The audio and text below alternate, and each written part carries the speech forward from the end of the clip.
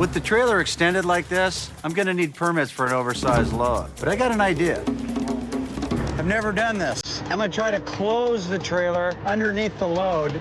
Since the cargo's length exceeded the legal limit, Mark would have to apply for a special permit if transporting it normally, but applying for one would waste a huge amount of time. The client asked Mark if he had any other way to fix the problem. After thinking for a moment, Mark came up with a clever solution. Mark's task this time was to transport Evil's performance truck and trailer weighing 20,000 pounds. The client explained this was one of Celebrity Evil's most iconic vehicles. Now badly worn and aged, it urgently needed to be sent 644 miles to New Jersey for professional maintenance. Due to the severe damage to the truck, the driver had to deliver it within 2 days with zero mishaps along the way. If the cargo sustained any damage at all, Mark would receive no payment whatsoever. The job seemed straightforward to Mark, so he accepted the order for $4,600 after a quick consideration. Knowing the cargo would be oversized, Mark drove a large flatbed trailer to the pickup site. Fully prepared, he set off right away. With years of freight experience, Mark thought this delivery would be no trouble at all until he laid eyes on the vehicle in person. It was far bigger than he had imagined. He grew worried it would exceed the legal road limit. After loading it onto the trailer, Mark measured carefully and confirmed the total length was indeed over the limit. The only official solution was to apply for a permit, which would take too much time and make it impossible to deliver within the 2-day deadline. The client looked extremely troubled. Just then, Mark came up with a workaround. He noticed there was plenty of empty space at the front of the trailer. He suggested shifting the oversized vehicle forward to adjust the overall length and meet legal standards. The client agreed right away. The trick worked perfectly. The total length was now within the legal limit, but a new problem immediately popped up. After moving the big truck forward, there was no room left for the second smaller trailer. Mark had no choice but to haul the large truck first.